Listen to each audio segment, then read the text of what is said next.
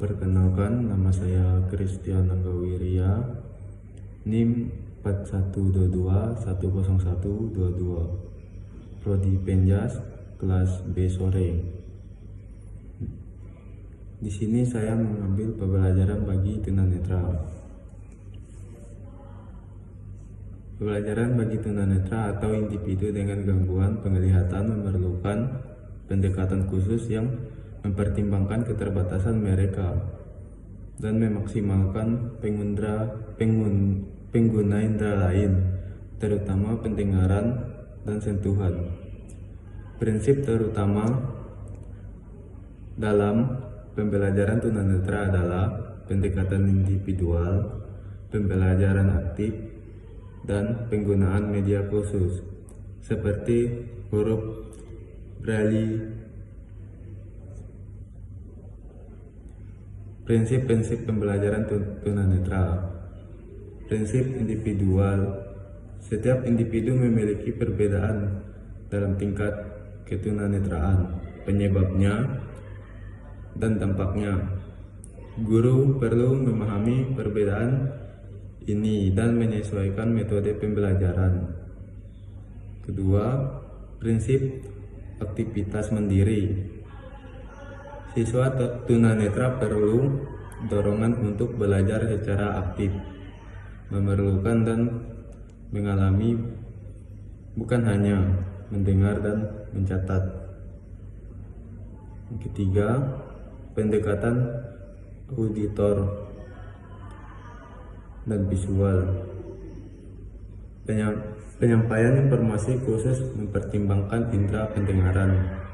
Deskripsi verbal untuk materi visual dan pembacaan materi tertulis dengan penting. Keempat, penggunaan media khusus. Huruf Braille, alat bantu dengar, dan alat bantu visual lainnya sangat penting dalam pembelajaran tunanetra. 5. Lingkungan belajar yang aman dan mendukung. Lingkungan kelas perlu dirancang agar aman, mudah diakses oleh siswa tunanetra. Pencahayaan yang baik dan jalur yang jelas untuk bergerak sangat penting. Strategi pembelajaran. Pertama, metode ceramah. Menyampaikan materi secara lisan yang sangat efektif karena siswa tunanetra mengandalkan pendengaran. Kedua, metode diskusi.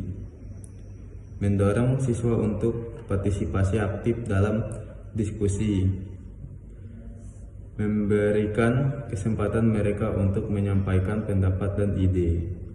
3. Metode demonstrasi. Memperagakan konsep atau keterampilan dengan menggunakan media yang sesuai dengan indera sentuhan dan pendengaran. Yang keempat, penggunaan teknologi. Manfaatkan perangkat lunak pembaca layar, alat bantu dengar, dan aplikasi pembelajaran digital yang dirancang untuk tunanetra. Yang kelima, pembelajaran kooperatif.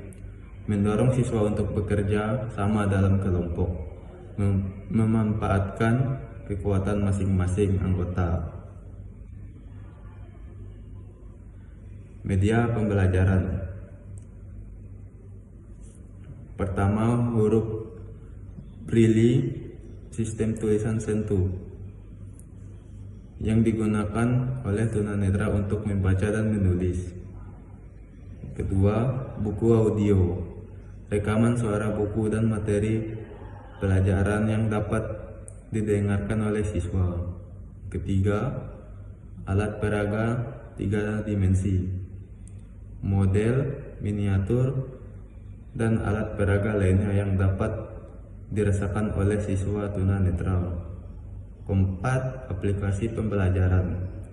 Aplikasi yang menyediakan materi pembelajaran dalam format yang dapat diakses oleh tunanetra, seperti teks yang dibaca atau audio deskripsi. Tips untuk guru: berikan deskripsi yang jelas dan detail. Gunakan bahasa yang jelas dan menghindari jargon saat menjelaskan sesuatu. 2. Berikan waktu yang cukup.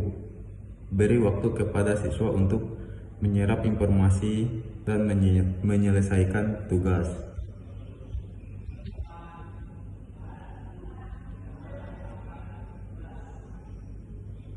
Yang ketiga, berikan umpan balik yang konstruktif. Bantu siswa untuk memahami kekuatan dan area yang perlu ditingkatkan. Yang keempat, libatkan siswa dalam proses pembelajaran. Dorong siswa untuk bertanya berbagai ide dan terlibat dalam diskusi. Kelima, ciptakan lingkungan yang positif dan mendukung. Jadikan kelas sebagai tempat yang aman dan menyenangkan bagi siswa tunanetra.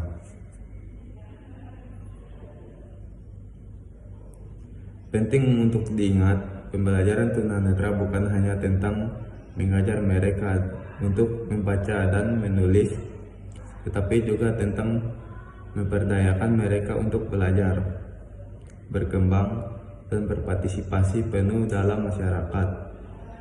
Dengan pendekatan yang tepat, siswa tunanetra dapat mencapai potensi sepenuh mereka. Sekian dari saya ucapkan terima kasih.